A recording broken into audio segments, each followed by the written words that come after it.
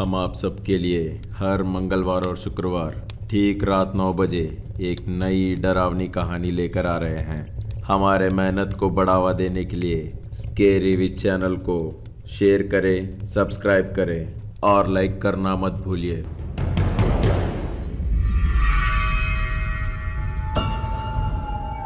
मधुरा नगर 100 घरों का मोहल्ला है। मधुरा नगर में किसी को कोई समस्या नहीं होता, सब अच्छे से चल रहा था। तभी वहाँ बहुत बड़ी मुसीबत आई। कोई काला जादू कर रहा है करके पूरा मधुरा नगर में पुकार शुरू हुआ। काला जादू करने वाला इंसान कहाँ रहता है और क्या करता है किसी को नहीं पता। वहाँ कुछ लोग ऐसे भी हैं जो ये सब चीज़ों में विश्वास नहीं करते। पर उस दिन पूरा कहानी बदल गया है। समय ठीक रात 12 बज रहा है। आधी रात में हर वक्त मोहल्लों में रहने वाले कुत्ते उस दिन मधुरा नगर को छोड़कर भाग गए हैं। ठीक उसी समय बस से उतरा विजय, हाथ में एक बैग लिए मधुरा नगर के तरफ आ रहा है। विजय का घर जाने के लिए लगभग 1 किलोमीटर चलना पड़ता है। क्या हुआ? आज इस मोहल्ले में कोई आवाज़ नहीं आ रहा है। मेरा ख्याल से 12 बज रहा है, तो कुत्तों का हलचल तो होना चाहिए।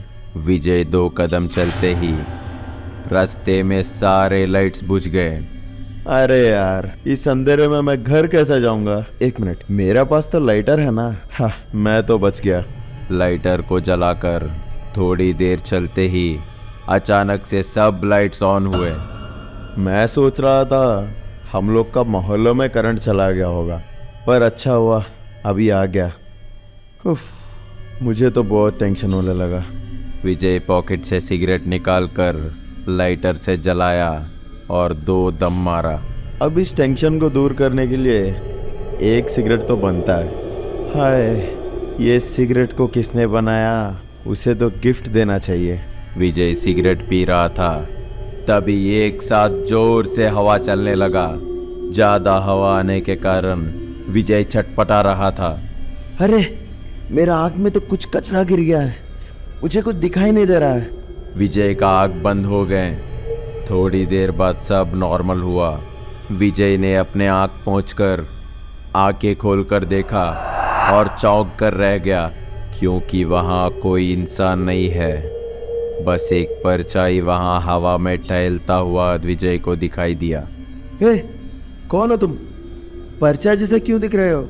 ऐसे हवा में क्यों टहल रहे हो? वो परछाई विजय की तरफ आई। डर से विजय चीखते हुए पीछे भागने लगा। वाह वाह, मैंने जो देखा वो सच है क्या? मैंने कोई परछाई देखा है। कुछ तो गड़बड़ है, पर कुछ समझ में नहीं आ रहा है। अभी तक परछाई जली ही गई होगी ना। विजय पलट कर देखा तो वहाँ पर परछाई नहीं था, सब नॉर्मल है। मुझे देखकर तो परछाई डर गई होगी। विजय से मजाक नहीं कर सकता कोई, मैं किसी से नहीं डरता हूँ। विजय फिर से चलना शुरू किया। तभी अचानक से विजय के कंधे पे कोई हाथ रखने जैसे हुआ। कौन कौन हो तुम? बोलकर पीछे मुड़ के देखा, वहाँ उसका पुराना दोस्त शेखर है। अरे शेखर, तुम हो? कैसे हो तुम यार? मैं तो ठीक हूँ यार, तुम कैसे हो? कहाँ थे इतने दिन? पूरा 5 साल हो गए। हाँ यार, मुझे इस मोहल्ले से निकालकर 5 साल हो गए हैं। जो हुआ भूल जा यार, छोड़ो वो सब। मैंने तुम्हें देखा, वही खुशी का बात है मेरे लिए। पहले बताओ, तुम अभी तक कहाँ थे? यहीं पास में। अच्छा, चलो फिर एक दिन मिलने का प्लान करते हैं। वो तो मेरा भाग्य की बात है। मैं तुमको हर दम के लिए मेरे पास रखने वाला हूँ। विजय बाहर हंस रहा था, पर अंदर ही अंदर बहुत डर रहा था। शेखर को कॉलोनी वाले सब पत्थर से मार मार कर वहाँ से भगा दिए थे। शेखर को धोखा देकर विजय ने उस मोहल्ले से उसे निकाल दिया है। उसमें विजय भी मौजूद है। वो बात शेखर को कहाँ पता चल गया करके विजय डरने लगा। क्या हुआ, क्यों टेंशन में हो? अरे यार, ऐसा कुछ नहीं है। वो दोनों बात कर रहे हैं। तभी फिर से स्ट्रीट लाइट बंद हुए। शेखर, आज इस मोहल्ले में तो कुछ गड़बड़ है। नहीं तो स्ट्रीट लाइट्स बार बार बंद क्यों हो रहे हैं? विजय फिर से लाइटर ऑन किया, पर उसको एक शॉक जैसा लगा, क्योंकि अभी उसका सामने शेखर नहीं दिख रहा है। फिर से वो एक परछाई हवा में लहराते हुए दिखने लगा। विजय फिर से दौड़ने के लिए कोशिश किया, पर डर के मारे उसका पैर हिल नहीं रहे थे। तुम कौन हो?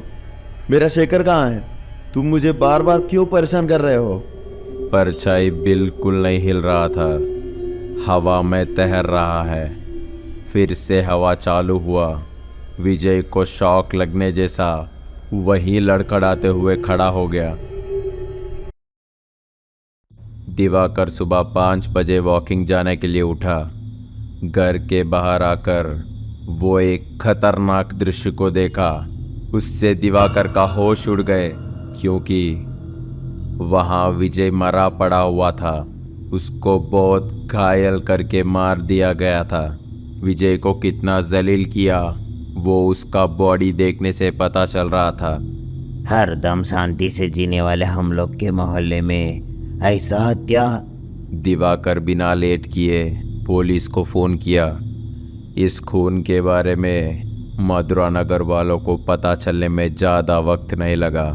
उस मोहल्ले वाले सब विजय के लाश देखने के लिए आए, पर कोई ज़्यादा देर तक देख नहीं पाया, क्योंकि वो बहुत ही डरावनी नज़ारा था।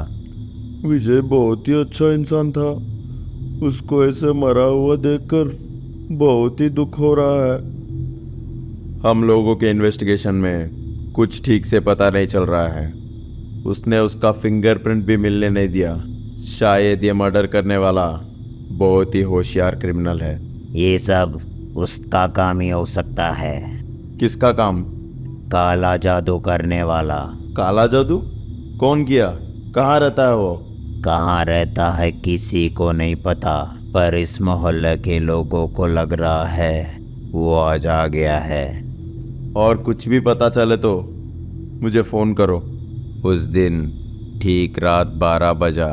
कृष्णा अकेले घर पर है। कृष्णा के घर वाले सब एक शादी के लिए दूसरे शहर गए थे। वो दूसरे दिन दोपहर तक आ जाएंगे करके कृष्णा को बोलकर वहाँ से निकले। मम्मी पापा दोनों घर में नहीं है। आज की रात मैं पूरा एंजॉय करूंगा। मुझे कोई रोकने वाला नहीं है। कृष्णा उसके पास सीक्रेट से रखा हुआ सिगरेट निकालकर जलाया। 2 दम मारते ही घर पर लाइट चले गया। अरे ठीक, मैं एंजॉय करने के टाइम में करंट जाना है। क्या है ये सब? कब आएगा ये? रसोई घर में जाकर माचिस का डब्बा और मोमबत्ती लिया। घर पूरा अंधेरा है। कृष्णा ने मोमबत्ती जलाई और हवा के लिए खिड़की खोला। मैंने जो देखा वो सच है क्या? घर कोई खड़ा है लगता है। कौन हो सकता है वो? कृष्णा बहुत ही ध्यान से देख रहा है। वहाँ बाहर में कौन है उससे ठीक से दिखाई नहीं दे रहा है। तभी अचानक से कृष्णा को एक कॉल आया। वो कॉल किसी और का नहीं था, कृष्णा के पापा का था। पापा बोलिए, क्या हुआ? इस टाइम में कॉल किए? कुछ नहीं रे, एक बार बाहर आओ। आप रोड पर खड़े हो क्या? अरे आप शादी में जाने वाले थे ना, फिर रिटर्न क्यों आ गए? माँ कहाँ है? एक बार मेरे पास तो आ, फिर सब बताता हूँ। जल्दी आओ, 12 बजने जा रहा है। 12? तो क्या होगा उसमें? अचानक से कॉल कट हो गया। कृष्णा को डाउट आ रहा है। उसके पापा को फिर कॉल करने के लिए फ़ोन उठाया, पर कृष्णा के फ़ोन में सिग्नल नहीं है। ठीक टाइम पे सिग्नल मर जाता है।